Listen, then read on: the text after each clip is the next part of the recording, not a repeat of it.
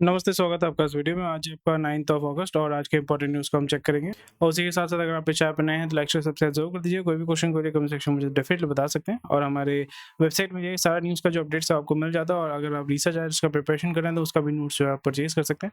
Register now पे click कीजिए और अगर आपने ऑलरेडी रजिस्टर कर लिया तो लॉगिन कर सकते हैं और यहाँ पे जैसे आप देख पा रहे हैं कि मंथली मेंबरशिप और ईयरली मेंबरशिप दोनों का फ़ायदा आप उठा सकते हैं और हमारी वेबसाइट में सारा जो कंटेंट है वो बहुत ही आसानी से आप एक्सेस कर पाएँगे। हमारे मेंबर ग्रुप का आप मेंबर बन जाएँगे और वहाँ पे बहुत सारे जो ऑनलाइन में जो पेड कोर्सेज़ है उसका जो वो जो है उसका डिटेल्स आपको मिल जाएगा, तो फिर वो सारे बेनिफिट्स भी आपको मिलते हैं। कोई भी क्वेश्चन क्वेरी कमेंट सेक्शन में डेफिनिटली हमें बता सकते हैं।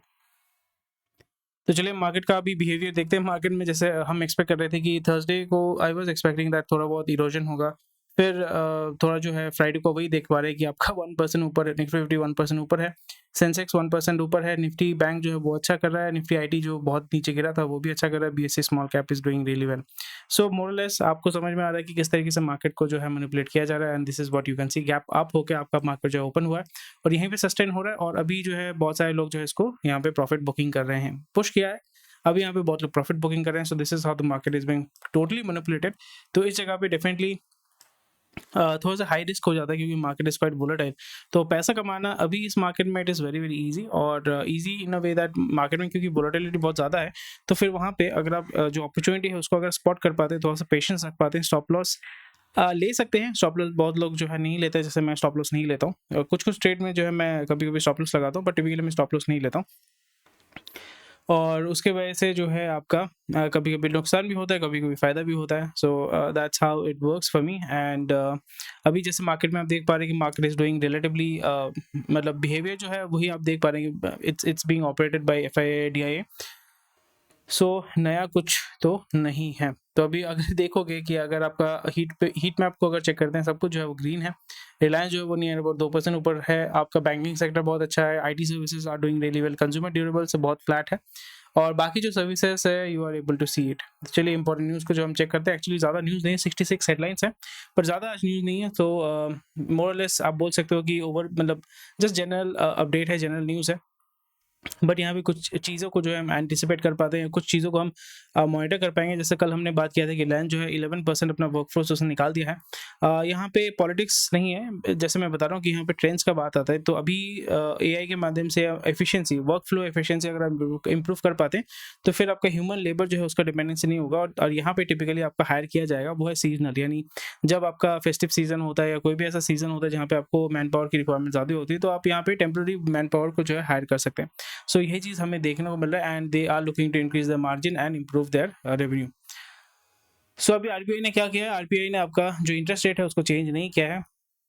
सो they are sticking to it and they are looking to basically maintain financial stability, उसी पे उनका जो है फोकस है। और यहाँ पे लेंडर्स को उन्होंने बताया कि रिस्की लोन प्रैक्टिसेस पे ना जाए। एनबीएफसी को टिपिकली वार्निंग दिया गया है और एएमसी के ऊपर भी जो है अच्छा खासा जो है तगड़ा लेवल का जो है होल्ड करने की कोशिश की जा रही है, बिकॉज एएमसी जो है वो भी गेम खेल रहे हैं। यहाँ पे AMCs are also playing a game, so which is not a very good thing, because यहाँ पे जो रिटेल इन्वेस्टर है जो स्टॉक मार्केट में पार्टिसिपेट करना चाहते हैं थ्रू म्यूचुअल फंड्स, तो उसके लिए भी एक नेगेटिव चीज़ें हो जाती हैं।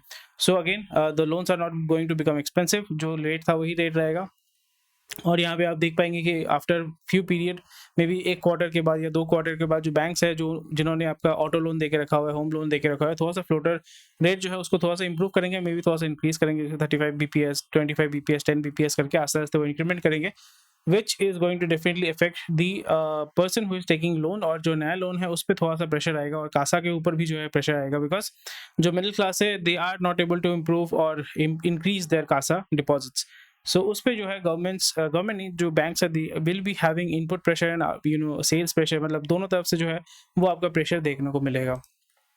और FMCG items drop off best seller basket थोड़ा सा गिरेगा, ये आपको देखने को मिला है। Sales of FMCG in daily household products and groceries have decreased in second quarter. Data for Kantar यही दिखा रहा है कि आपका इम्पैक्ट तो हुआ है, बट प्राइमरीली आपका कौन से सेक्टर में हुआ है, कौन से एरिया में हुआ है, वहाँ पे स्पेसिफिक नहीं बताया जा रहा है। बट अगेन एफएमसीजी के ऊपर प्रेशर रहेगा, बिकॉज अगेन कभी ये बढ़ता है कभी ये कम होता है। It's not a this is something which is very obvious, ये आपका बिहेवियर है। एफएमसीजी का बिहेवियर ही ऐसा है कि फेस्टिव सीजन में ऊपर की तरफ जाएगा, मानसून की सीज़न में जब इन्फ्लेशन हाई होता है, जब इनपुट कॉस्ट जो है वो बढ़ जाता है, तो एफएमसीजी के ऊपर प्रेशर होता है। सो दिस इज़, अगर आप न्यूज़ को फॉलो कर रहे हैं, अगर आप इस चैनल को फॉलो कर रहे हैं, तो आपको पता चल जाता है कि एफएमसीजी किस तरीके से बिहेव करेगा, एसी वाला, रेफ्रिजरेशन वाला सेक्टर किस तरीके से बिहेव करेगा, जो रियल एस्टेट वाला सेक्टर है वो किस तरीके से बिहेव करेगा, आपका जो स्टील सेक्टर है वो किस तरीके से बिहेव करेगा। सो जब भी आप इन बिहेवियर को समझ पाते हैं, तो फिर आपके लिए एक इन्वेस्टमेंट करना बहुत आसान, टिपिकली आप थोड़ा-सा एंटिसिपेट, आसान तो नहीं बोलूँगा, थोड़ा-सा आप एंटिसिपेट कर पाते हैं कि कौन-सा इंडेक्स अभी किस तरीके से मूव करेगा, और जो करंट सिचुएशन है उसके हिसाब से जो है आप डिसीजन ले सकते हैं कि भाई अभी मुझे मार्केट में घुसना चाहिए, पार्टिसिपेट करना चाहिए या नहीं करना चाहिए।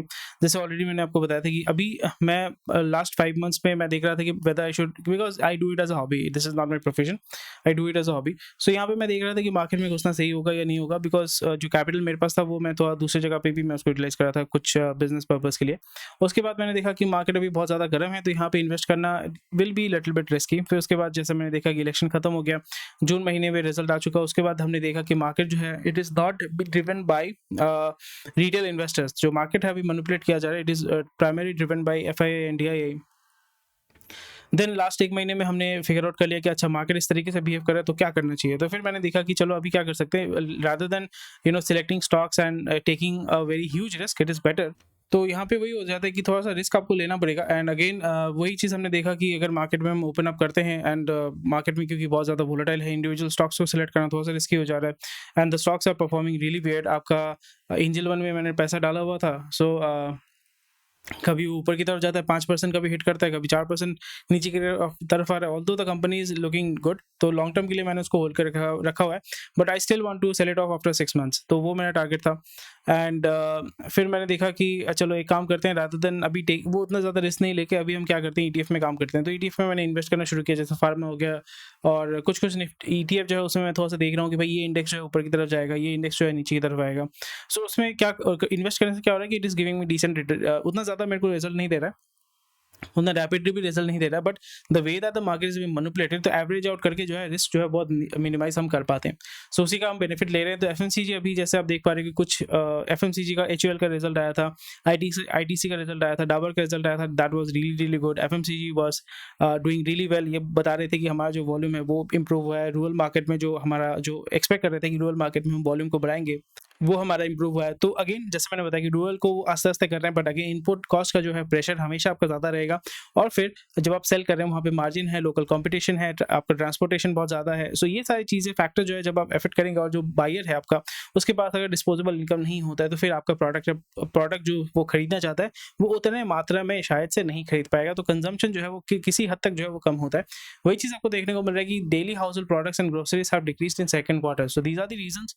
ऐसा नहीं कि वो नीचे की तरफ गिरेगा, again it will come back, but this might be an opportunity जहाँ पे ईटीएफ में थोड़ा सा हम देख सकते हैं, and we can look for an opportunity जो हम next quarter maybe 3 months 6 months के हिसाब से अगर हम देखते हैं, so maybe we can expect that अभी जो है जो सेल है वो थोड़ा सा स्लो होगा, मार्केट का जो आपका बिहेवियर है वो उतना अच्छा नहीं होगा, बट अभी अगर लो अगर होता है वहाँ पे अगर थोड़ा सा हम देख सकते हैं अपॉर्चुनिटी अगर मिलता है। सो फेस्टिव सीजन में again the volume will go up, year and में टिपिकली वॉल्यूम जो है ऊपर की तरफ जाता है, फिर आपका जो है शादी वाला सीजन होता है तो वहाँ पे आपका जो है वॉल्यूम ऊपर की तरफ जाता है। So then again positive sentiment आएगा, so we can expect that वहाँ पे हम जो है एग्जिट करके थोड़ा बहुत स्विंग के माध्यम से पैसा वहाँ पे उठा सकते हैं।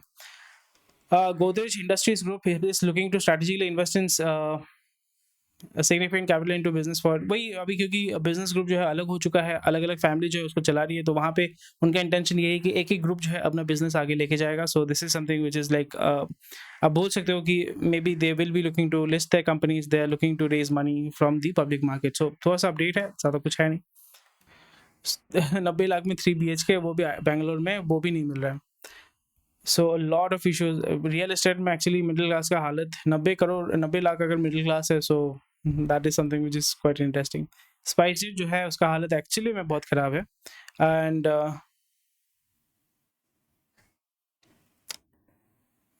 दे आर लुकिंग फॉर, उनका हालत एक्चुअली बहुत टाइट है स्पाइसजेट का। फिर भी उनको जो है कहीं ना कहीं से पैसा मिल जाएगा, गवर्नमेंट सपोर्ट तो डेफिनेटली होगा इसका, and they are going to get out of it. Oil India का जो प्रॉफिट है वो 10% गिरा है, and which is not bad, क्योंकि दूसरे जो PSUs है उनका प्रॉफिट तो 70%, 40%, 50% गिरा है। इस जगह पे oil India is performing really really well.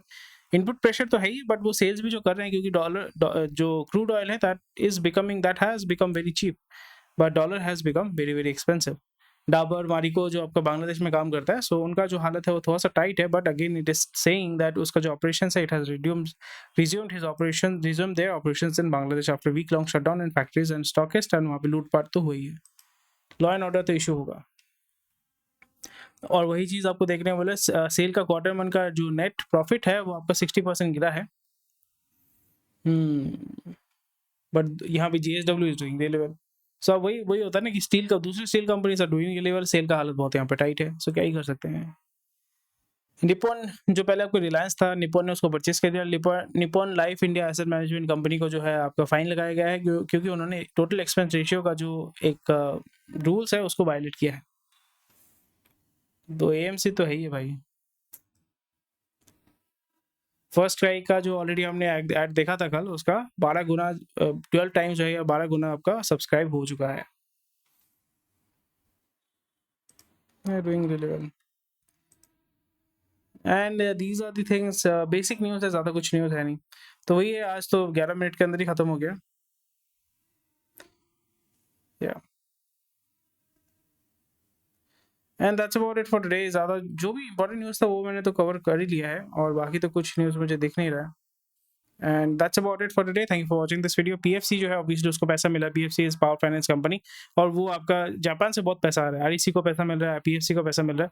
So a lot of money, बहुत ही सस्ते रेट पे जो है लोन मिल रहा है, और वो पैसा वो मार्केट में इन्वेस्ट कर रहे हैं। सो this is how many is coming into India, and that's a very welcome move. So that's about it for today. Thank you for watching this video. कोई भी क्वेश्चन कोई कमेंट सेक्शन में बता सकते हैं। हमारे वेबसाइट में ये रजिस्टर कीजिए, सारा न्यूज़ जो है इंपॉर्टेंट न्यूज़ है वो आप जाके कवर कर सकते हैं, देख सकते हैं, and it will be very useful for you.